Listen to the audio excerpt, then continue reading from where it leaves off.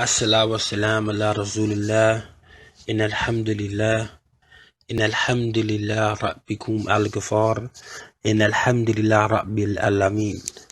Inshallah, we're going to have a brief discussion of a few words that are defined in Sahih Bukhaari and also Sahih Muslim, radiyallahu ta'ala anhum, which is, as we all know, as Muslims, as Sunni Muslims, that we obey the traditions of the Prophet Muhammad alayhi salatu wasalam. So it's important that we understand some of these words as was understood by the Sahabi, radiyallahu ta'ala anhum. The first of which would be Siraat, the word Siraat, which means path or road. It's also described here as being sharper than a sword and thinner than a hair. And this is the road that you have to cross to go to Jannah.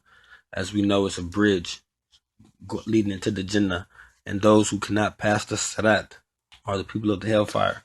So it's described as being sharper than a sword and thinner than a hair.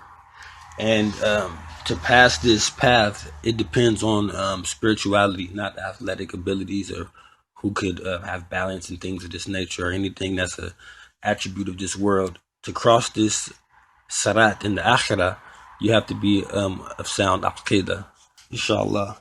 Also, a word here it's two words. They're different, but they can sound similar. They're Haraam, and Haram. So you have Haram and Haram, with Haram being the deeper alif, which is the A sounding letter in that word, and Haram being a shorter version of it. The Haram is unlawful or forbidden, punishable from the viewpoint of religion. So to do something haram is something that is punishable in regards to your religion. So it could be spiritual or punishment of this dunya to engage in something that is haram. Now, haram is a sanctuary or somewhere sacred like Masjid al-Haram. And you have two Masjids al-Haram, which is one is in Medina and the other is in Mecca. And it's the great masjids of the world. The first one being built in Yathrib, which is now called Medina, and the later being built in Mecca. So those words can sound similar, and it's good to pay attention to when you hear the deeper I, like haram and haram, which is a shorter, softer form of that letter. The second word is kufr. The word kufr meaning disbelief. And also it has a dual meaning of also refusing to do anything that the Prophet Muhammad ﷺ brought. So to disbelieve in Allah altogether is kufr, and also to refuse anything that the Prophet Muhammad ﷺ has brought. And Allah subhanahu wa ta'ala has ordered the mu'mineen and the mu'minat to be obedient to his Rasul ﷺ. So to refuse anything that was brought by Nabi Kareem Muhammad ﷺ is another form of kufr. So kufr is not just to disbelieve in Allah altogether, but it's also to be disobedient to the rules and regulations of Islam.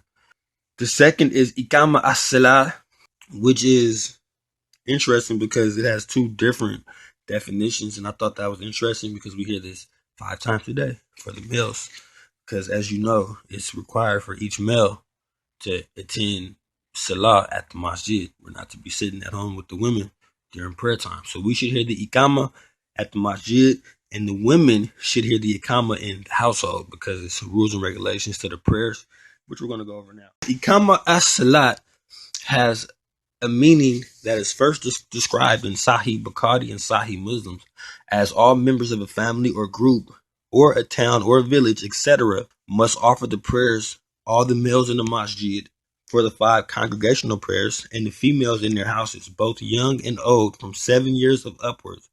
No member of the family is excused at the 5 fixed stated hours for the compulsory prayers. So the mandatory prayers, no one is excused from this. This is mandatory on each Muslim.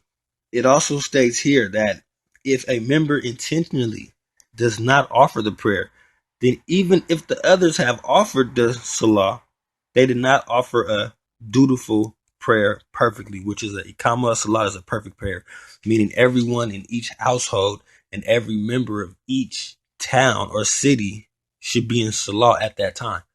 And it also further describes as the chief of each family and the head of each family and the chief of each town is responsible before Allah for the people that don't miss at that given time. So if a person is actually the chief, the person who runs the city, like this is how the city is ran, and he's the chief. So it could be the governor, the emir, whoever is in charge is responsible for the Aqeemus-Salaah. Now, a city or a town has offered a perfect Aqeemus-Salaah when every member has made their salah.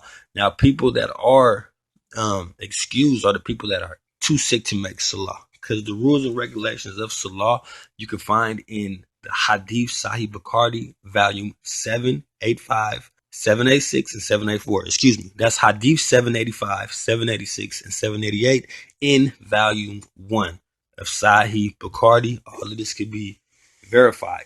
Now, the definition of these words could be found in Sahih Bukhaari, volume 2, and it's the words that we just went over: the Aqeemus-Salaah, Haram, and Haraam, and Siraat. Like Siraat al-Mustaqim, the root word is Siraat, which means the path or the thin bridge going from one place of judgment to the Jannah.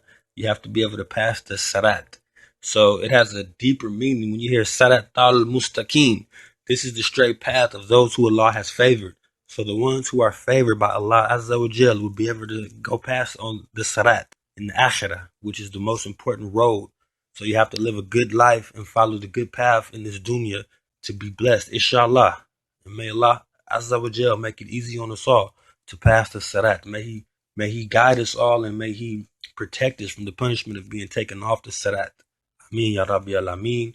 Everyone have a good night. May Allah bless you. Ameen.